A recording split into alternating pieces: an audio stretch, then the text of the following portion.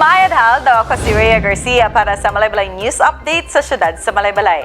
Second Monday Convocation Program sa bulan sa Agosto, gisaulog subay sa buwan ng wika. Gisaulog sa mga kawani sa lokal nga pangagamhanan sa Malaybalay ang Second Monday Convocation Program sa bulan sa Agosto subay sa buwan ng wika nga adunay tema nga Filipino at mga katutubong wika, wika ng kapayapaan, seguridad at inklusibong pagpapatupad ng katarungang panlipunan. Ang maong aktibidad na tigayon kaniadtong Agosto 14, 2023 sa likod sa bag-ong City Hall kasisang Malaybalay City. Ang maong aktibidad gipanghingusgan sa DILG Malaybalay inubanan sa City Legal Office, PNP, BFP o BJMP. Mitambong sa maong programa ang atong mayor sa Dakbayan, Mayor Warren Pabiliaran ug Vice Mayor Estilito Marabi kauban ang 9 sanggunian members ug mga empleyado sa lokal. Lakip nga mitambong si DILG Region 10 Director Wilhelm Suico Seso 4 isip mamumulong sa maong aktibidad. Sa mensahe ni Director Suico, iyang gipadangat sa tanan ang kamahinungdanon sa usa ka lengguwahe nga mao ang dalan sa panagiusa sa mga katawhan. Ngayong buwan ay ipinagdiwang at ipinagbubunyi natin ang buwan ng wikang Pilipino mula sa temang Pilipino at mga tutubong wika ng kapayapaan, seguridad at inklusibong papatupad ng katarungang panlipunan. Yung last sentence siguro ay inclusive social justice. Ang temang ito ay sumasalamin sa katotohanan ang Pilipinas ay may malawak na pinagkakaibahan ng sariling wika o we are linguistically diverse. Ito ay nagpapahayag ng kahalagahan ng pagkakaroon ng wika kahit na tayo ay may iba't ibang dialekto. Sa kasalukuyan po, nasa 134 na ang bilang ng mga wika sa bansa. Kasama na dito ang Filipino Sign Language o SFL. Iyo usab nga giawhag ang lain-laing mga ahensya sa paggamit sa atong wikang pambansa sa tibuok bulan sa Agosto isip paghatag niini og bili. Lahat po ng ahensya sa gobyerno mula Luzon hanggang Mindanao, Tagalog man, Bisaya o Ilocano ay kaisa sa pagbibigay ng importansya sa ating wika at kung paano ito humubog sa ating kasaysayan. Ito ay nagsilbing instrumento sa pagtaguyod ng kapayapaan, seguridad at inklusibong katarungang panlipunan kung saan higit na kailangan ito ng ating mga tao. Kailangan rin nating pag-malay-balay. Dugang pa ni Mayor Pabiliaran sa iyang mensahe, iyaha usab gipaabot nga ang usa ka lengguwahe adunay dakong tabang sa pagpalambo dili lang sa atong dakbayan kundi sa tibuok nasod. Buwan is wikang pangbansa. Hindi natin ma-deny na hindi tayo pari-pareho ng lingwahe.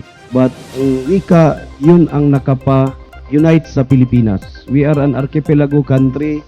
Kailangan mong magsakay ng vapor para makapunta sa ibang lugar. Pero hindi natin ma-deny na yung bata pa tayo, ako elementary pa, doon ako katunog Tagalog. Natuto. Mapasalamaton si Mayor Warren Pabiliaran sa opisina sa DILG Malaybalay, City Legal Office, PNP, BFP o BJMP sa malampuson nga programa. Lakip na usab sa mga empleyado nga migahin og oras sa pagtambong o pagpaminaw sa mga bag-ong pagtulunan karong bulana. Sa balitang sports, mga atleta nga garbo sa Malaybalay sa lain-laing matang sa paugnat sa kusog, gihatagan og pasidungog sa lokal nga pagamhanan sa Malaybalay atol sa Second Monday Convocation Program. Gihatagan og plaque of recognition ang 11 ka mga partisipante nga nagmadaugon og nagdala sa ngalan og garbo sa dakbayan sa Malaybalay, diin tulo niini ang nakaangkon og gold medal sa lain-laing mga natad sa sports. Ang pasidungog gitunol atol sa gipahigayon nga Second Monday Convocation Program kaniadtong Agosto 14, 2023 sa New City Hall kasisang Malaybalay City. Usa sa mga nakadawat sa pasidungog si Christian Pador, usa ka gold medalist sa natad sa boxing, diin upat ka kontra niini ang ginak-out.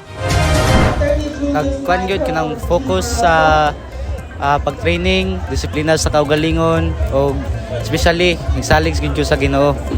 Naka-inspire sa ko nga akong makuha ni is ang mga tanan nagsuporta, tanan nga nag-ampo sa kuha.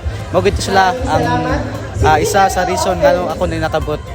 Dako gid siya nga impact kay mo na gini siya ang silbi sinugdanan o mo po ni siyang fulfillment sa akong mga pangandoy sa akong kinabuhi. Para sa tanan nga gusto mo apil og boxing, gina-encourage ta mo nga mo apil aning nga sports kay dili lang gyud boxing ang inyong matun-an kundi dili pagdisiplina sa kaugalingon o maningkamot lang yun mo kayo kay kading ako nakabot dili gid imposible nga inyo sa ni makabot. Daghang salamat. Ariel Buyante, usa ka gold medalist sa natad sa lawn tennis atol sa palarong pambansa 2023 nga gipahigayon sa Marikina City kaniadtong Agosto 5, 2023. Usasad sa mga nakadawat og pasidungog si Eliora Avanzado, usa ka gold medalist sa 113 triathlon nga gipahigayon sa Desaro, Malaysia kaniadtong Hulyo 23, 2023. Before the race, I had to train like really hard kay it's international.